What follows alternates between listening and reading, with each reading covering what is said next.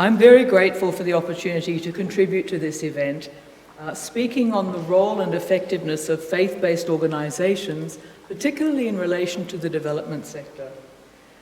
I'll be drawing on my personal experience in equal portions, working with the Australian government and then with non-governmental organizations, both faith-based and secular. And it's my intention to share some insights that are based on observations over more decades than I care to admit, of the amazing contributions made by people of faith in all parts of the world. The generosity, the love, the affection, the honor, the dignity that is shown in even the poorest of circumstances.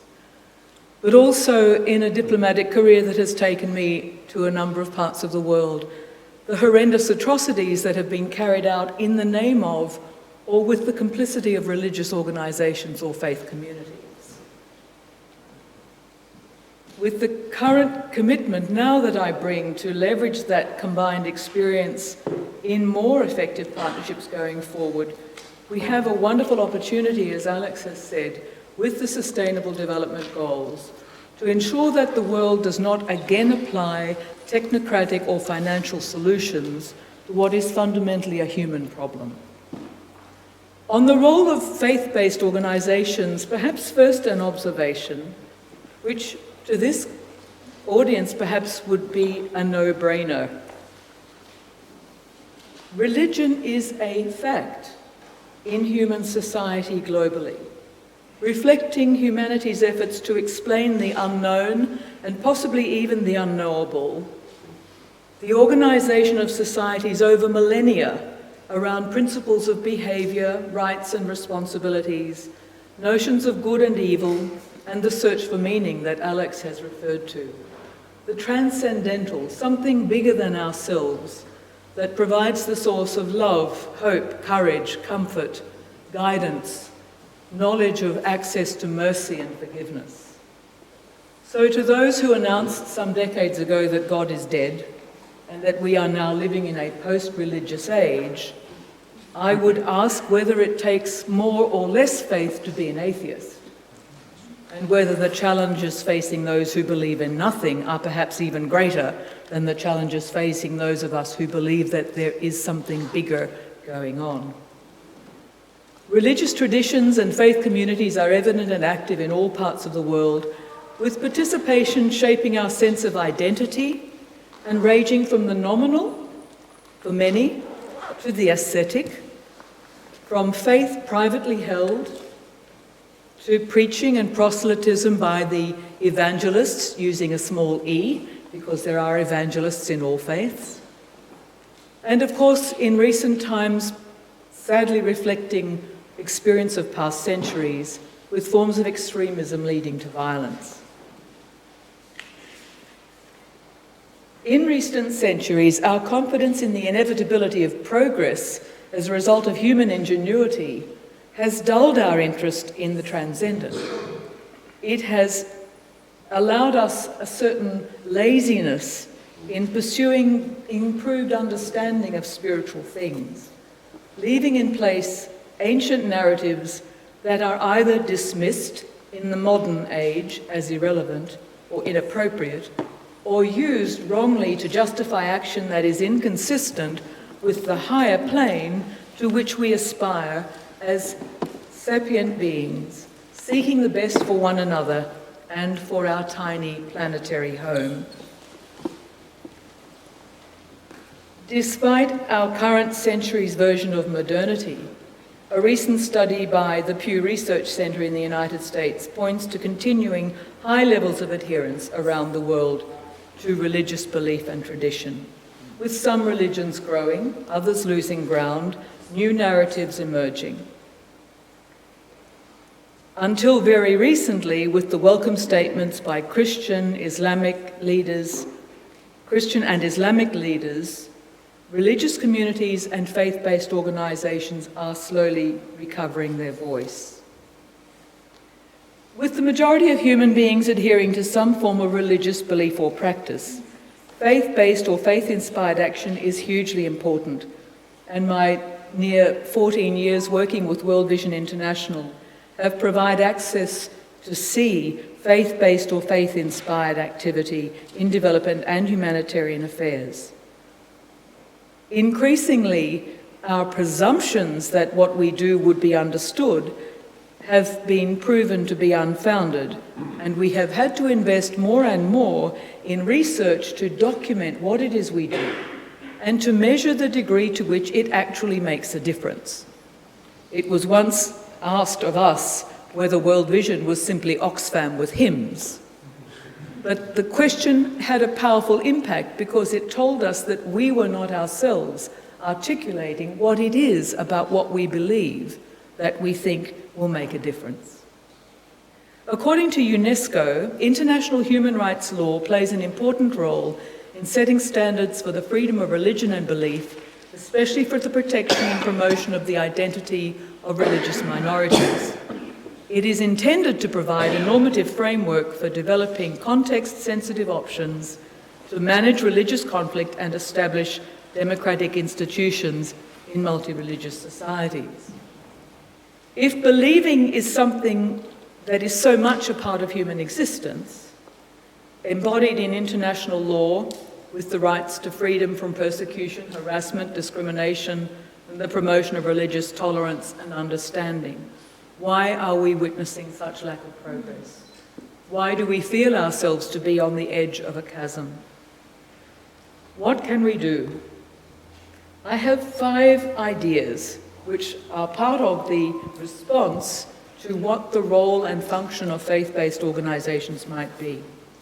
The first is that we have to change the narrative, ensuring that the views of religious organisations and faith communities are more systematically incorporated in intergovernmental and multilateral processes. Too frequently, there is a checking of the box for civil society consultation in which religious groups may or may not be adequately consulted. We need to reinforce a message which I'm pleased to say was picked up by panellists in the previous segment, the need for education to be shaping the attitudes of young people particularly, who are the generation of future leaders. In a world where so much of their education is informal, from Twitter or from Facebook or from some other internet source, it is the role of schools to be able to provide education around the nature of human existence and our role and responsibility on the planet.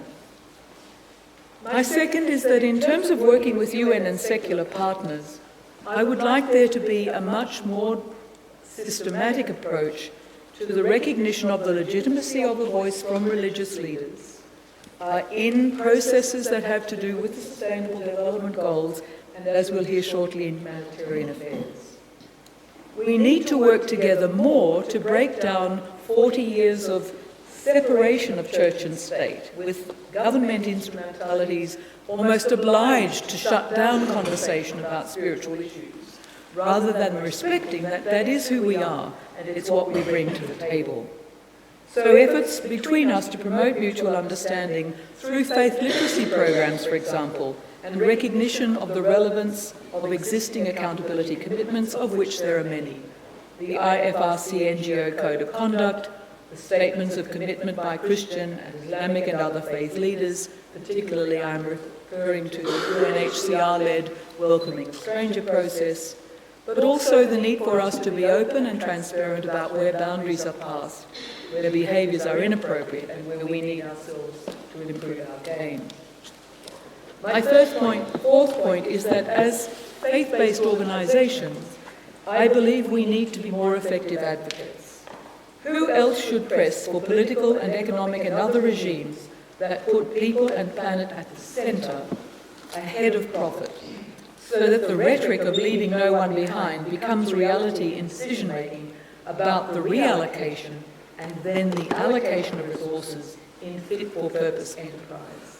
If we are truly serious about reducing the drivers of alienation and in offering alternative focus on culture, religion, values, then we need to look at how we allocate resources compared to the gross consumption patterns, to spending on defence, to the illegal trafficking and so on. To rebalance the emphasis on individual human rights, I believe we need to apply a relational approach to rights and responsibilities vis-à-vis society and creation, including global commitments to the Sustainable Development Goals and the outcomes of Paris.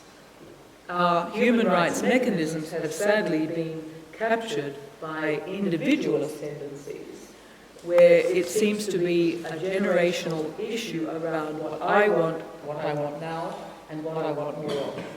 And we have lost the notion of society and relationship. I'm asking what we can do to ensure that the voices of faith communities and faith leaders are reflected in discussion of social protection, migration and labour issues, particularly those affecting generations of young people whose sense of alienation is leading them into alternative, seemingly more exciting, more lucrative or spiritually more rewarding flirtations with the illegal economy, armed groups or religious extremists. But we need to ask if we can find the courage to speak up on global issues, systemic injustice, corruption, revealing the subtle and sometimes not so subtle pressures applied to civil society groups, including religious organisations, and finding platforms for solidarity to amplify the voices of those on the margins. My fifth point is that we need to be proactive ourselves in mobilising local partnerships and ensuring that we document and record the results of our efforts. Through the Joint Learning Initiative and other inquiries, there is gathering evidence of the size and significance of the contributions of faith-based and faith-inspired organisations in development efforts around the world. I'm referring here not just to service delivery, where there is a danger of co-option, instrumentalisation, where NGOs and faith-based groups find themselves subsidising reduced budgets in government spending. There is also a tendency for risk transfer, so that the faith-based organisations working sometimes in the most difficult environments are expected to take on risks that governments and private sector would certainly not embrace. But there are many, and I could document them now, but won't for lack of time, many examples where faith-based groups and multi-faith coalitions have concentrated on community mobilisation, establishing ownership, ensuring sustainability, and also freeing up resources that I might flag here are not counted among aid flows. We have no way of documenting what poor communities themselves contribute to global development and humanitarian assistance. In health, with maternal and child health, with water and sanitation, to end discrimination and stigmatisation of people affected by HIV/AIDS, the response to the Ebola crisis in West Africa, food security and nutrition, the contribution of smallholder farmers in Africa, education and livelihoods, looking beyond this long-awaited trickle down from the global economy to establish a social or solidarity economy that operates at the local level and ensures just and fair recognition for the productive labour of people on the ground. In peacebuilding and reconciliation, faith-based groups are involved not only in Track 2 diplomacy at the high level, but in community-based efforts to restore community, as happened in the Rwanda situation after years of crisis and ethnic violence. And finally, to end harmful practices, child protection, violence against children, gender-based violence. Let me cut quickly, for want of time, just to my final comment.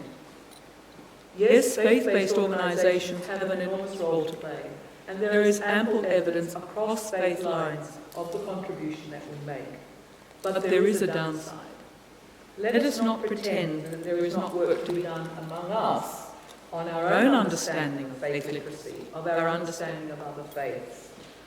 Let us also applaud the efforts that are being made to improve our ability to own up when things go wrong and to not be punished for our transparency in admitting mistakes. So active promotion of faith literacy for faith-based organisations, cooperation perhaps to ensure that we all have policies and guidelines in place and that we are ourselves walking the talk, active promotion of activities to build trust and confidence. Increasingly with the UN, these are in place, but I would add also now with the private sector. active engagement with media and public opinion to prevent the dissemination of information that wrongly associates bad behaviour with religious belief, and finally, rapid and unequivocal denunciation of situations where religious freedom is abused, impacting rights to life and dignity of others, particularly forms of extremism that seek to legitimise violence. Let me close by congratulating the organisers for this event, for adding to the richness of dialogue here in Geneva, and commit to continuing in these discussions going forward. We have, in ways we did not recognise, been conditioned to silence. We must now engage. Thank you.